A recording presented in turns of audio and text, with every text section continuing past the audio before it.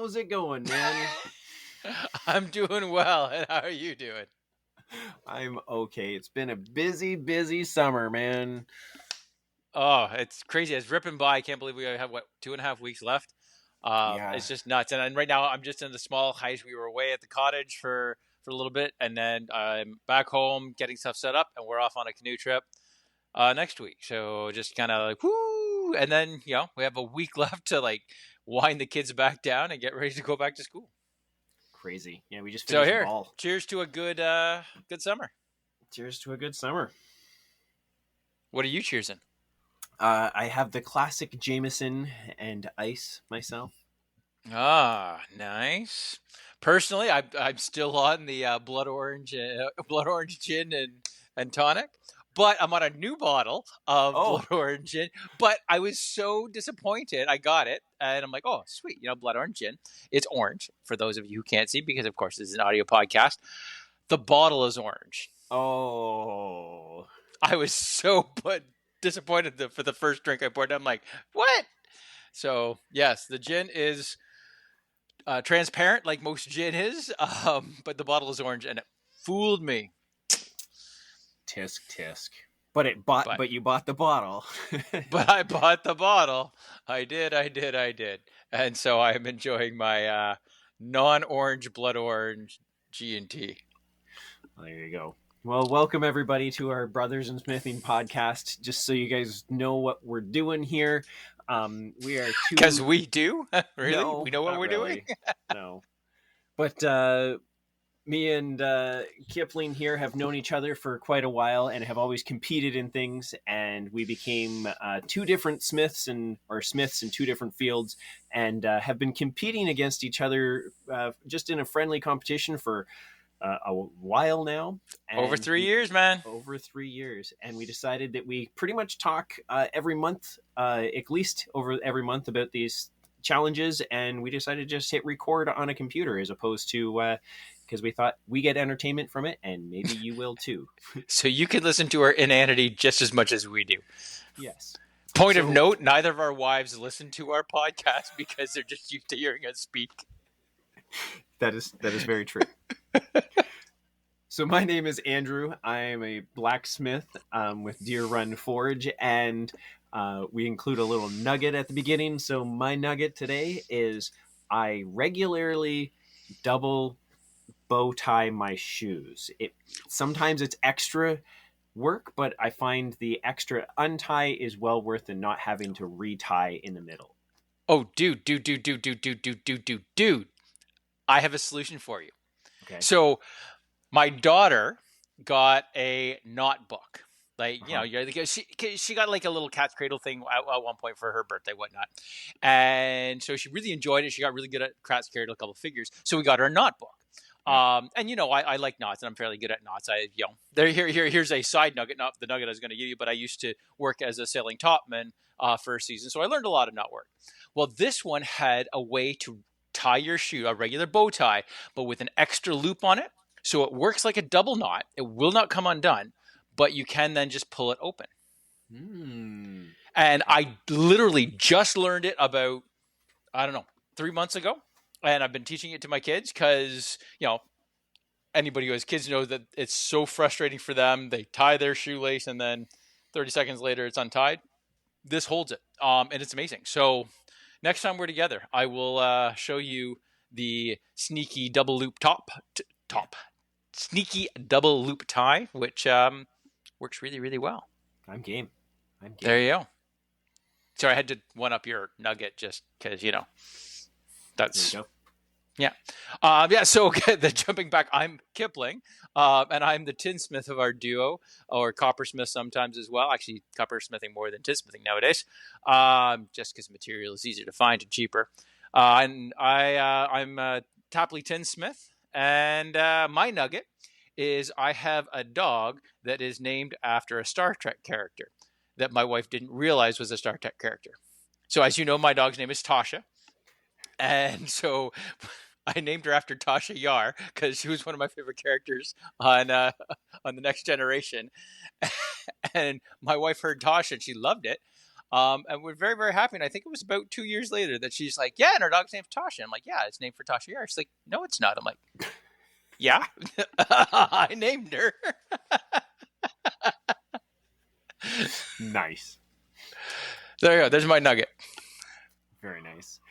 So, been competing with these challenges for 3 years, and the last one that we had in our podcast was our fake house plants. This is my entrance music to my winning house plant. Because I know you can't see it because it's a podcast, but I'm holding it up. Kipling is excited because he had lost a few in a row. Two in a row. I said a few. That's three. Yeah. Anyway, and ended up whooping me pretty good with the fake house plant. So. Oh yeah. No, it was it was a solid win. It really was. Yours was cool. I liked it. But mine showed me the money because it was a money tree. Show me the money. But you haven't sold it yet. What? No, I haven't. It's probably not going to get sold because actually we've been away at the cottage and our living money tree is kind of looking sad because it didn't get watered for a week and a half. So my copper money tree is actually looking a little bit better than our living one right now. But yeah, so excitingly, I was happy with the build, still very happy with it. I love its organic look.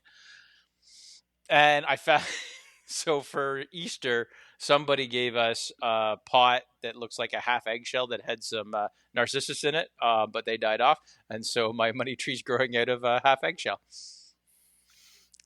There you go. Do you want to lament about your, just Venus flytraps? Not Venus really. steel traps? Venus steel traps, yeah, not really. It was the base that I think that we both agreed was.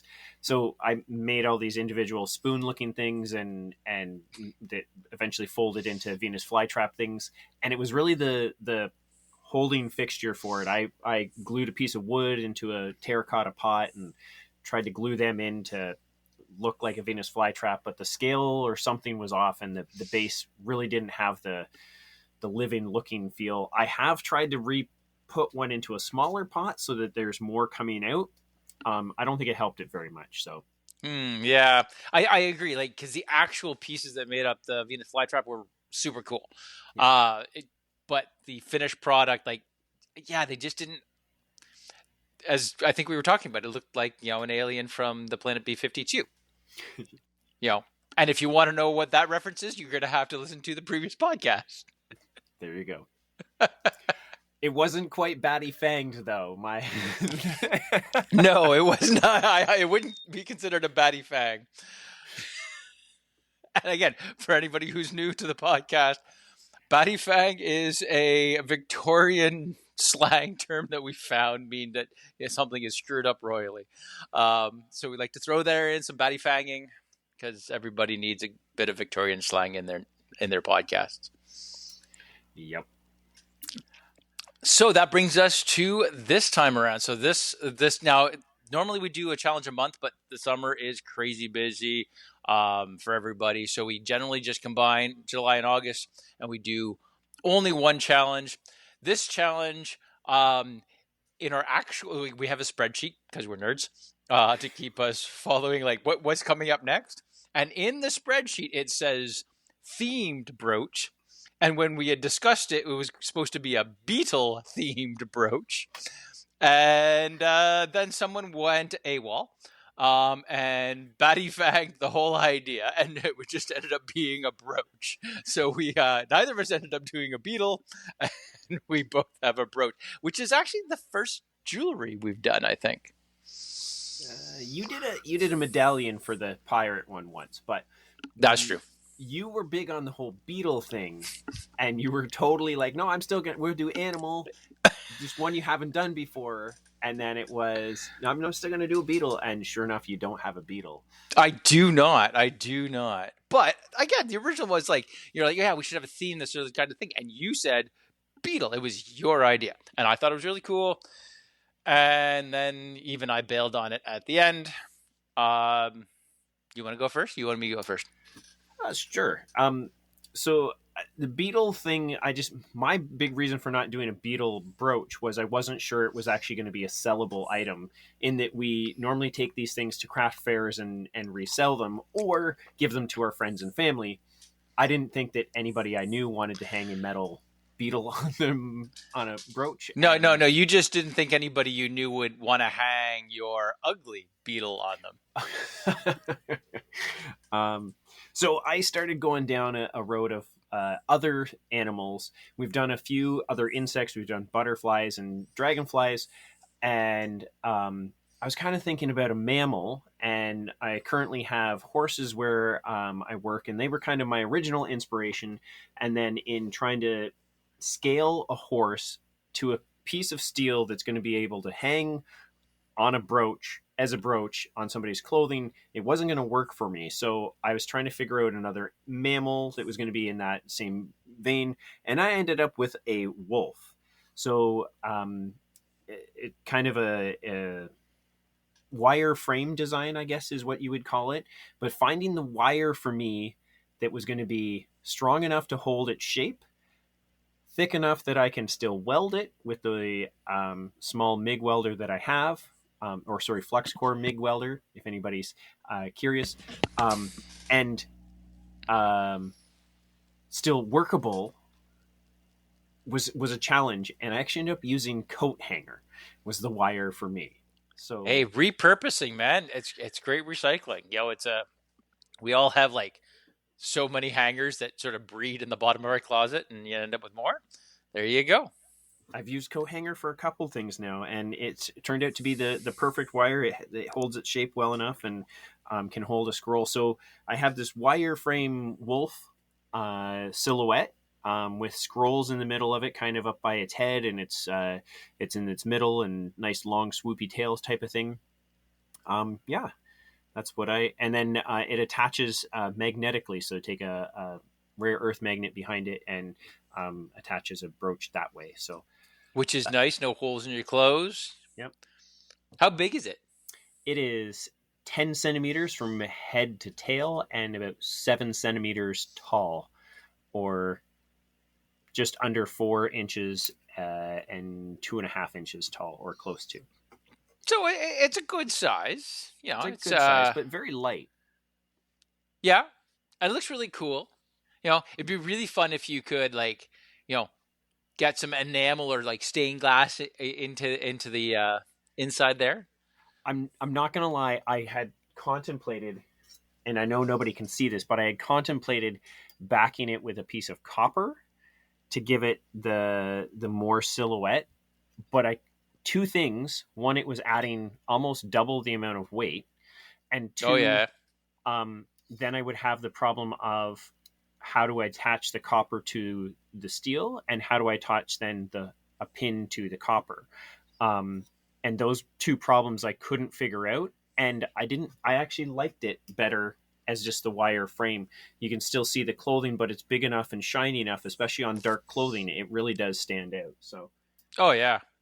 Even like if you could get like a small highlight just with enamel or something like just on the eye or just down the tail or something like that, just to make one little but pop. But it looks sweet. Like it's really shined up nicely. Yeah, I think it's a solid piece. Good jewelry. I like it. However, it's not as good as mine. So as we were discussing originally, the idea was a beetle themed, and I had this idea of like doing some repoussé and chasing and get a nice beetle. I thought it would be really cool. You get some design on it.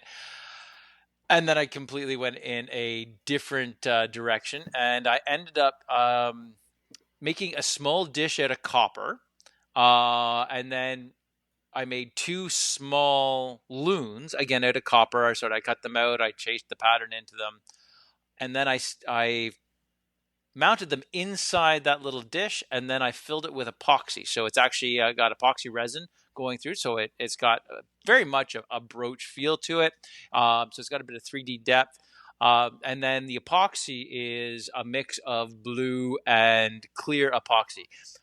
The original idea was like I was filling the blue up to the back of the loons, and then I was going to, then put clear over top so it looked like they were kind of floating on the water. I rushed the epoxy because I'm not, great with epoxy stuff, because this is really the second time I've ever used epoxy. So that's kind of my new technique that I was playing with. And then, so the blue hadn't fully cured. And then when I put the clear in, they mixed, but not fully. So it kind of has this kind of misty look. So parts of it are a bit misty blue, parts of it are clear. And I chased a couple like wave like thingies in the back. I don't know if you can see them. I don't know. No, they probably don't show up very well there. But yeah, it came out really, really cool. And then as for the pin, because of course I'm using copper, which is a non-ferrous metal, you can't use a magnet. So I went to the craft store and bought some brooch pins, and I crazy glued it to the back.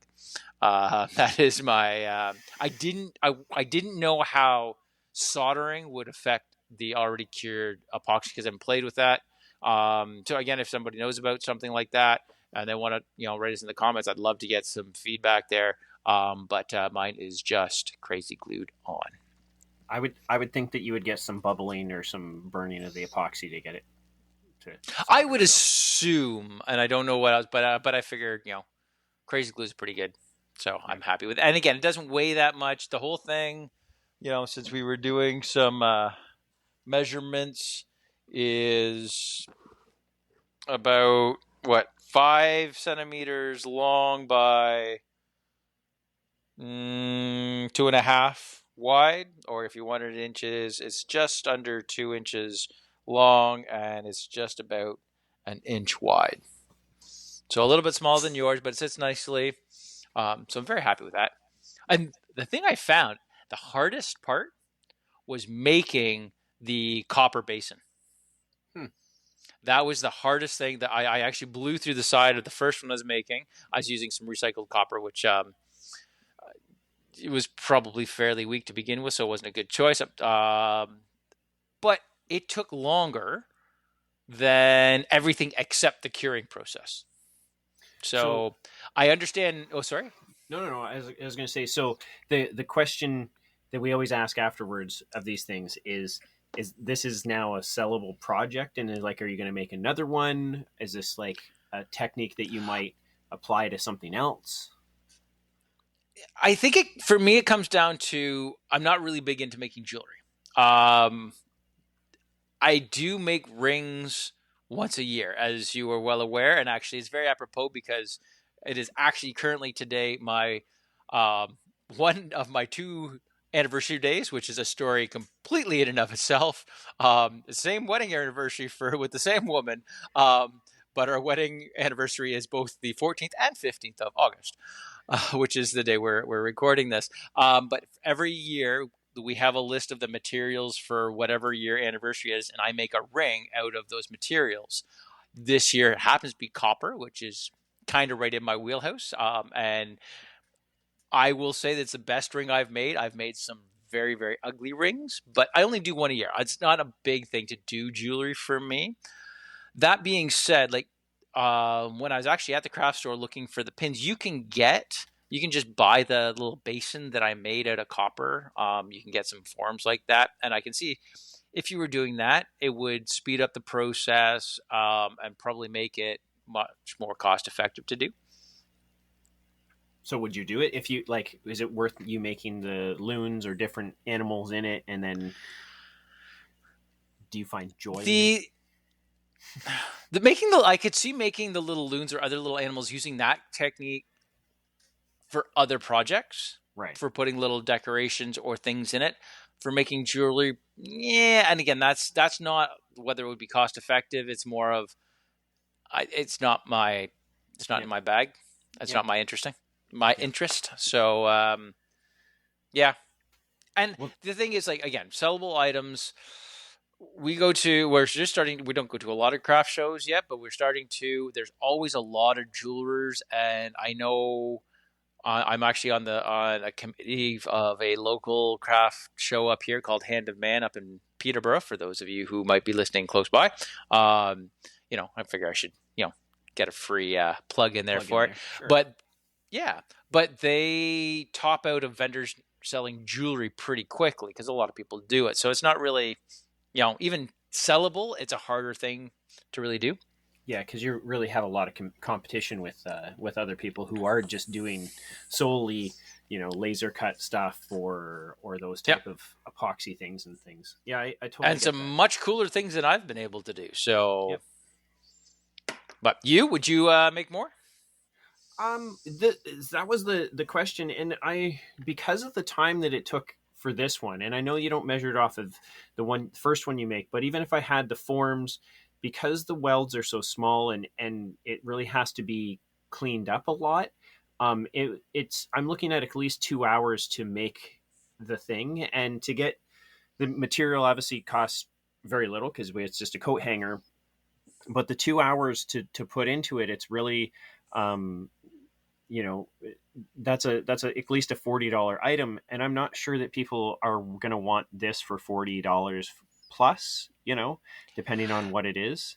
So I'd say the thing that you could do to make it like that would be to change the material, yeah. right? Like if you were using silver wire, which ups the cost of like the material cost, and I don't know what the process would be, or plating this, or plating it. If you were to electroplate it, which is Yep. again another thing but then that's getting into the jewelry side of thing, which we don't really want. I totally mirror I don't really want to get into that. That's not really what so my thing about this is it's kind of a cool silhouette thing, and I was thinking if I was to make a moon behind it and make it more of almost like a nightlight sculptural piece that you could see the moon behind it, and this was mounted in front, I could totally see that being a sellable type thing. Oh yeah, absolutely. Making more into artistic piece opposed to a jewelry piece, and I would agree with that. So, assuming wife, kids, good friend doesn't want that, Yep. Are you going to put it on the table? And if so, what is the price tag going to be on it? I think that it would be incorporated into an artistic piece if I was going to put it on the table, and then that depends on what the rest of the artistic piece is.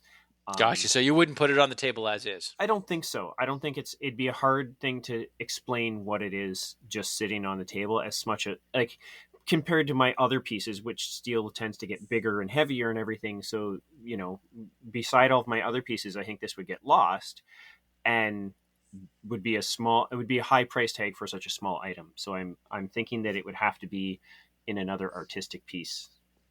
So I do plan to sell it. I do plan to build something out of it, and maybe put another couple wolves with it as one howling, and make more of a pack type of thing out of it. I think that would be pretty cool. And that excites me, and that gets me going, and ideas and how to do those type of things. And that's, I think, where I would take those. And I could see making more, it doesn't have to be wolves. It could be a moose or a... Well, let's say you can make lots of animals with it, right? Yeah. Yep. It's a nice pattern. Very cool. So planning to post the competition, what we do is we take these two things, take pictures of them, and post them on our Instagram stories. And for the 24 hours, people can vote on our Instagram stories at Deer Run Forge, at Tapley Tinsmith, and now at Brothers in Smithing, whatever you would like. So that way you can go to all three and vote for mine on all three. Hey? Or you can pity vote for him on his and then vote for me on the other two, like the real vote you want to do. So we're going to post all of this on our Instagrams on August the 19th. And you can go on our stories and click for your favorite on there. And yes, as I said, visit all three, vote for mine on all three. I am just, if you're going for the pity, and I'm okay with going for the pity. Right now, out of all of the competitions that we've done so far, Andrew does have 17 wins. I only have 16 wins, and we tied 4. So pity doesn't count. All we want is you to vote for your favorite. And honestly, it doesn't really matter. Which is us. Mine. Yeah, which we don't. We don't really care if you vote for I will not take offense if you actually do like Kipling's better, but on that rare chance that you actually like his more than mine.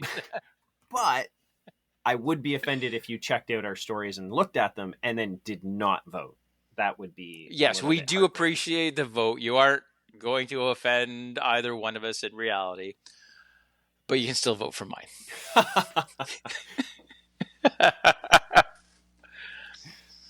Do you think you have a shot at? You think? Honestly, I and we say this every time, and it's still true every time. You showed me the picture of yours when you got it done, and my brain goes, "Oh man, he's gonna win again." And then I finished mine, and I'm like, "No, you know what? Mine's pretty sweet. I actually really like mine. They're very different again, and that's one of the things. Like that was originally the idea behind we're going to theme the brooch so that we are kind of comparing apples to apples. And then we threw the theme out the window as neither of us followed it, and we are really comparing apples to Haascaps. Are yours the Haascaps? Absolutely. The Haascaps are, they're cool shape. They look like little jelly beans. They've got a little of a bite to them, Yeah, that is the problem, is because someone could vote for loons or wolves because they like them better, or just the style is very different like that, because yours has that wireframe see-through look to it. Will look like if you tend to wear a lot of black clothing, it will really pop on that. Mine's got more of it's got a bluey tone to it. It's a sort of standard brooch shape, like it's an oval shape, but the inlay, and it's got a really neat look to it, like it's got some depth to it. Oh, sell it a little more for us here, bud. I was selling yours too. Man. Yeah, yours is nice. By the way, mine has... Anyway, I think that it is a fair even shot at this one. But I like that both of us... Last time, I was pretty poo-pooey on my... Venus flytraps. I liked them, but I knew it didn't have a really good shot at winning. Just the presentation and stuff of it. Whereas this one, I think that both of us have an even shot, and it's more entertaining for everybody and for us, it pushes us both artistically when we both have that, like, it's really close. And I hope that this one is close. That's where I'm at with it. And we've both submitted things that we're actually really excited about, which is because the last two haven't been that way. Because again, you were saying like the house plant, you liked it, but it wasn't like wow. The one before that was the songbird bookends. That yours was amazing. You were really excited about it. I liked mine, but again, I wasn't. Oh my god, this is the best thing I've made. Yeah. So it's nice. This is a nice one again. It's been 3 since we've been both like super gung ho about our piece. So hopefully I don't get skunked like you did in this last one. I didn't get skunked. I just got whooped. Oh, okay. What? Sorry. What is the difference between skunking and whooping? Skunked would be less than 5 votes or 5%. Oh, okay. So I got a quarter of the votes. Okay. You got a quarter of the votes. You did. You got a quarter of the votes. So. Okay, so that's whooping. So skunking is less than 5 votes. Yeah. You whooping is just a quarter of the votes. That's right. Yeah. A beatdown is what? A third of the votes? We're gonna have to have a ranking system of. Yeah. Yeah. Random tidbit. Me and Kipling used to have a ranking of how big of a douchebag somebody was being. So you could be a douchebag, which was, like in the middle-ish. But then you could be a smaller piece, so then you could just be a satchel of douche. And then you could be a puddle of douche. Anyway, we had a whole ranking. Do you remember this? Mm-hmm. A box and like a shipment, yes. A container ship. A container ship of...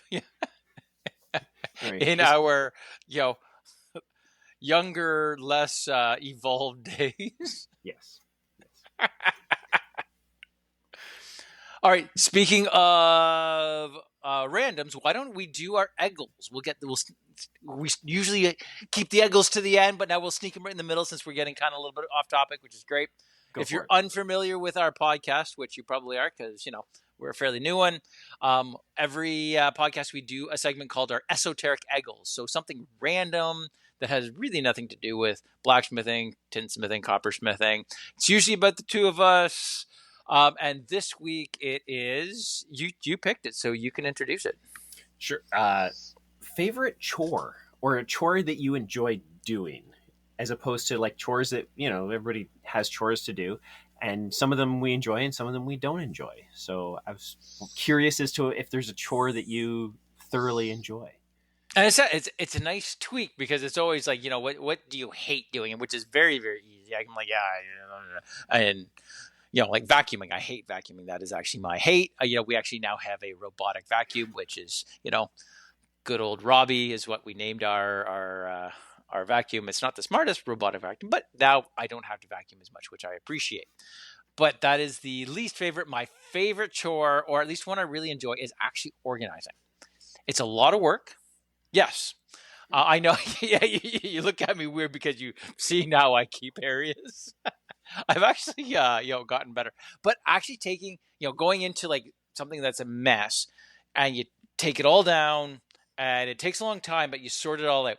To give you an example, I don't know if you knew this. You might not, actually. I Mary Kondo my clothes. I don't know if you know what I mean by that. What you mean, but yeah. So like, I actually fold my underwear.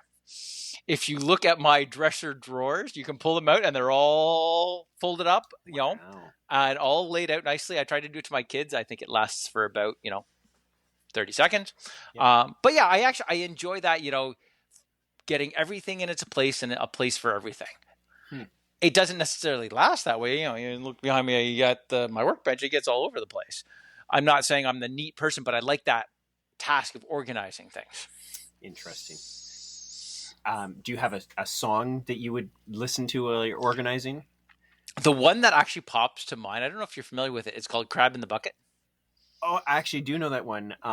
But I was, what I was thinking? You can go on about your crab in the bucket here. But I was thinking about, there used to be an old video of Yogi Bear or them, and they were like, pick it up and put it in the bag, boom, boom, and they'd like bump their butts. Oh, and there's a bunch of bears, and pick it up, and they made a mess at the picnic or something, and it was like the old yogis, and anyway, pick it up and put it in the bag, boom, boom.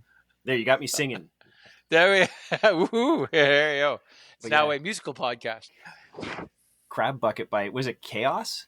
Not Chaos. They did the version I listened to. I'm a big fan of the Good Lovelies, and they do a version of it.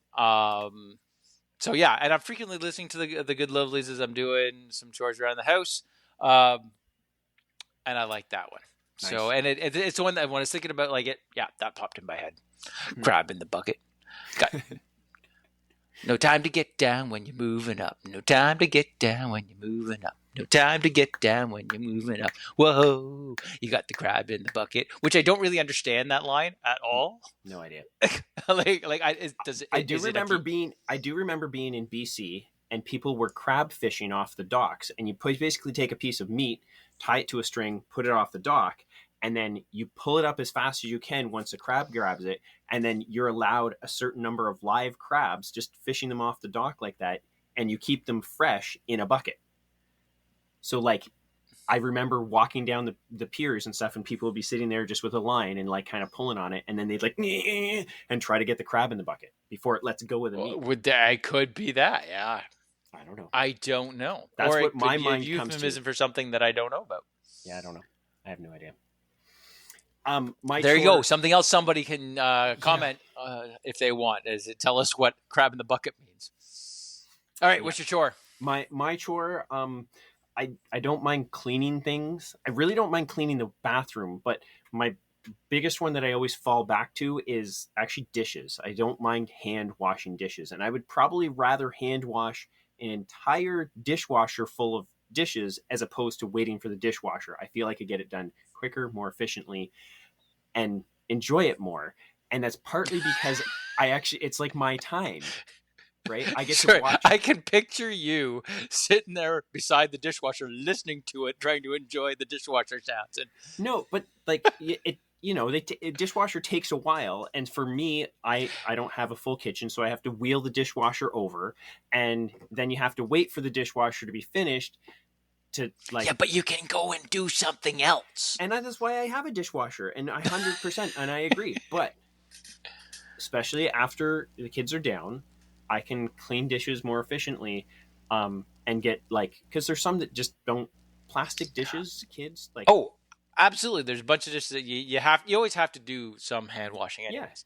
Yeah. But so that's your favorite, eh? That's my time to watch the YouTube videos and stuff that I want to watch, and I can have my phone there and I can watch that and or music videos that I haven't seen before, as opposed to sitting there where you're kind of like, I don't know, like I feel like doom scrolling, or you're just watching your phone and then you get caught into the next one.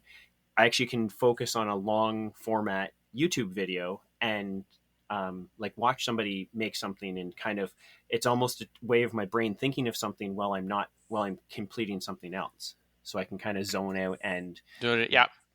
Break a couple dishes on the side, Your wife's a potter, so you just replace them. Exactly.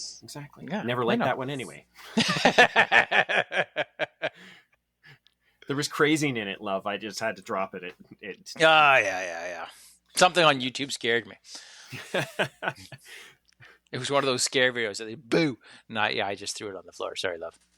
What do you mean it was my least favorite one? No. Wow. There is a bowl that's the one you made for your previous boyfriend. Yeah, there is a bowl that my wife has made that doesn't fit with any of our other dishes, and it will not fit in the dishwasher. And it has a matte finish glaze on it, so everything absorbs into the not absorbs, but feels like it gets smashed into the finish. So you really have to clean it. I hate that bowl. So if there's some shards at some point, we know why. Yeah. All right. She'll never listen to this podcast, so she'll never know. No one will know. Exactly. Yeah. How would they know? What did your wife say? She's used to falling to sleep to listening to us to talk, so she can't listen to it in the car. That was just it. Yeah. So she was I listen to podcasts while I'm driving, and I find it so, kids are watching a movie in the back, I can listen to a podcast. And so she was taking a long drive without me. So I said, "Oh, you could listen to a podcast, like one that I'm on."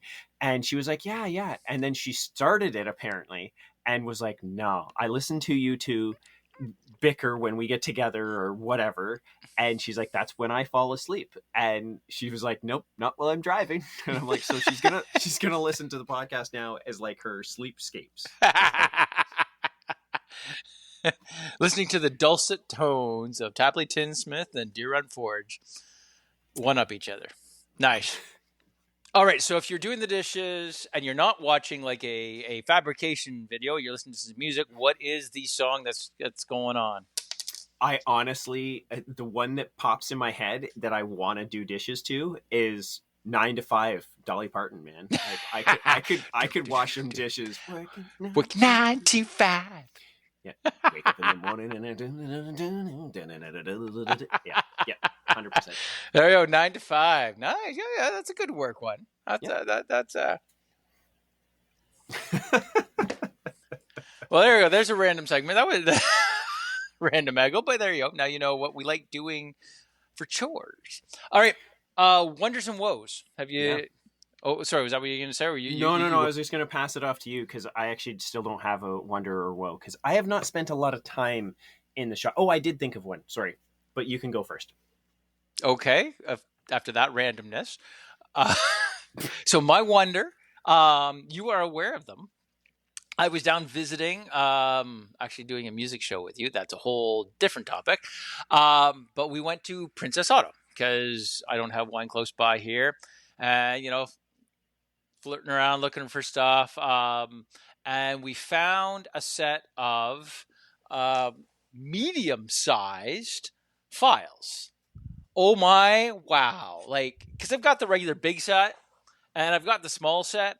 This medium size is just golden. Oh, yeah? Oh my Lord, I love them. They're hefty enough, if you don't have those really small spots to get into, but you've got an area that's too small for the regular set of files, it can take a long time. These ones really get in there nicely. And now I have actually 3 steps. So I have, what is the perfect size almost always to get in there.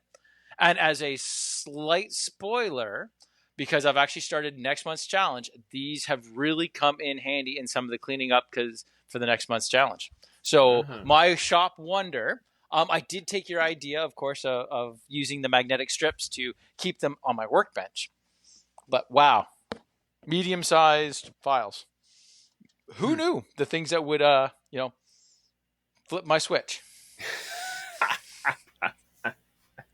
Medium files, eh? Yeah. Cool.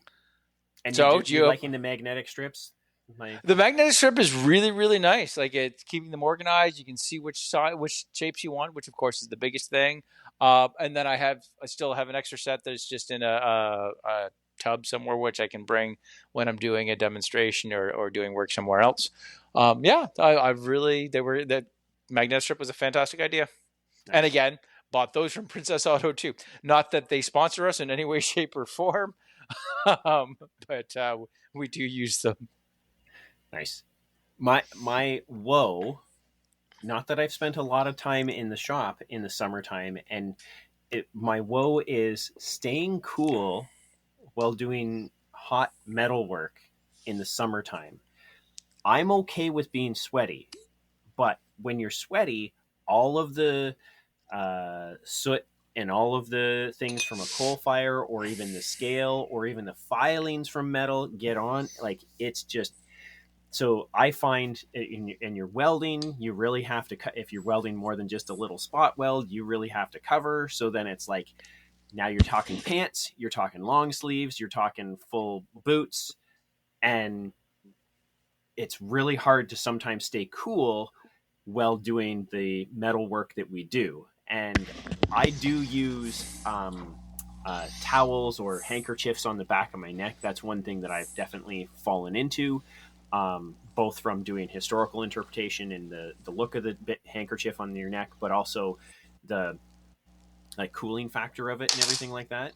But not the cool factor, the cooling factor. Cooling factor. I know you have no cool factor. Zero. But I didn't know if there was other tricks that other people had or anything that you had to stay cool while doing the heavy hot metal work. Because I find fans don't do it for me. They don't move like it, outside. It's yeah. They now, and actually they do have now, and I haven't used them forging because I don't forge a lot. And they don't work if you're doing anything in a period setting where you have to look historic. But they actually have neck fans now. We've got a couple. One has like just regular looking fans on, like the twisty wire. Like you can get them for lights and stuff like that. So it's around your neck, and then you can twist them up so they blow right in your face. And then my sister-in-law just got one. It's a hard case, just sits around, but the fans shoot straight up. And I was using it. My son was at a soccer game in the very stinky hot weather. And so I was sitting on the side. And as most people know who kids play soccer, there is no shade around those soccer fields. Mm-hmm. And I had that, and it was fantastic. He stole it when he was not on the field, which was not as cool. But yeah, it worked out really well. See, I bought from Princess Auto, not sponsored, one of the small paint sprayers. Of course, it's brand new, nothing in it. Just put water in it and you pump it up with pressure, and then you push the thing and you can spray. So I actually, as a coach for my son's baseball, I would literally, as they came off the field on those really, really hot days, I would literally spray whoever wanted to be on their back of their neck and in front of their face and stuff to try to get them to cool down. Yeah. Then I see, but the neck fan, yeah. And the neck fans, they can sit on there as you're working, like they stay on fairly well. Again, I haven't worked with like heavy sparks with them, but they looked fairly well for not worrying about too much debris getting in there. So it's a possibility. Next time you're up, I'll show them to you because they're pretty cool.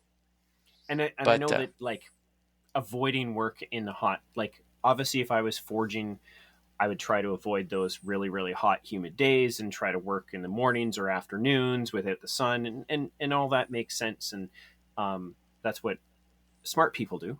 That's what farmers do. Which is not us. Which is not us. because sometimes you just need to get the work done, and you push through, and you do what you can. I just didn't know if there is people who have those, because there's places that are forging that are way hotter than we are here in Canada. I can only imagine. Yeah, they're just used to it more. Probably. Absolutely. See, my issue goes the other way. Is like when winter comes and I have to do something in the garage which is not insulated, like it's just killer. Like the metal's cold, your hands are cold. Like I've got a couple of heaters kicked around, but yeah, it's the other way that I find the real issue. Yeah. But well, there we go. Well, again, if someone's got some suggestions, they can throw them in a comment. We would appreciate that. Look at me selling all the comments this time. You're really it's selling. like I'm learning about podcasting as we go. Did you listen to a podcast about podcasting? I actually started to, shockingly enough. I lasted like 10 minutes. But nice. So upcoming on the horizon for us, our next challenge after this one is a trivet. Go trivet. And if you don't know what a trivet is, well, it's a hot plate. It's, you put it on your dining room table. If you got something hot coming and you don't want to mess up the finish on your table, you put it on a hot plate, or again, I prefer the term trivet. So that's what we're working on, which is a challenge for my thin material. I think you have the advantage on this. Not saying I am giving it away in any way, shape, or form. I got a good idea. As I said, I've already started. I've got a cutout. I'll give away that I'm using brass because that is the thickest material that I personally have, because it needs to be somewhat thick to support a pot. But yes, I've already cut it out. I've done some filing. There's still a lot of work to do, though. I'm running into the problem of trivets are one of the things that blacksmiths do artistically a lot of, because the material does tend to, so a nice scroll, put 3 of them, forge weld them together, and have 3 little feet on a nice, and I've always wanted to make one, which is I think why I suggested this. However, I'm now under the, I don't want to make what everybody else makes. I don't want to just make the 3 scrolls. I can't be I gotta be different. So I think actually at this point I'm struggling to find the motivation to do it, and or the motivation to not do it, the motivation to the inspiration. Inspiration, that's what I'm. Yes. So not the motivation, because this is your suggestion, so you don't want to batty fang this. No. And the other one that I've come up with a couple ideas, but I think that they're going to be challenging to do because to get the surface area, I probably can't do them in my propane forge, and I don't have current access to a coal forge. Well, you just have to come up and visit. I got a coal forge. I think that's what it's going to mean, man. I've got your coal forge. You have 2 of I have my coal forge, and I have your coal forge. 2 of mine. Oh, look at that. Yeah. I got some coal, too. Do we have any parameters? Now that I've started, which is a terrible time to ask after I've started to cut a piece. has to hold pot. Has to hold a pot. Has to serve as a hot plate trivet, actually make that thing work. And I think that's about it. Okay, I like it. As I said, once I picked a theme, I got more excited about it. I must admit, I had some reluctance at the first because, the tin plate I work with would not work. Copper strikes me as a bad choice due to its conductivity. Also, I do have a bit, some thicker copper, but not that brass doesn't conduct heat well, but growing up, my parents had a brass trivet, so thicker material than what I got. So we're making some accommodations, but you're not going to take copper wire and twist it like your twisted wire trees and have a twisted. That would have been an idea too, but no, I did not do that. I actually thought that that's where you might go with it, because you have been making these twisted wire trees, and I was like, I have a base of twisted wire, Yeah. Oh, absolutely. Yeah. No, that's actually, wouldn't have been a bad plan, because I do have a bunch of wire. You have Don't a forget, bunch I'm of also scrap making little wire. wire brooms just for fun. It's true. But yeah, no, I'm not going the twisted wire. At least so far. If this thing really, falls apart, then maybe I will go that way. I guess you'll have to tune in to see, right? my current inspiration is I don't even want to say it, but like thinking octopus, like the tentacles and like That's fair. I've done a couple octopi themed things. Yep. Because my bookmark, one of my bookmarks from a previous episode of this was octopus theme. I did an octopus on one of the early ones, long before we were podcasting, on the plant holder. Yep. I did an octopus. Yeah. So yeah, they're fun to do. So we shall see. We shall see. We shall see. All right. So I think that anything else we want? Did we want to cover anything else? I think that was what we're to cover in this one. We shall see who wins the brooch coming up shortly. And then yes, do check us out. We are going to post on the 19th.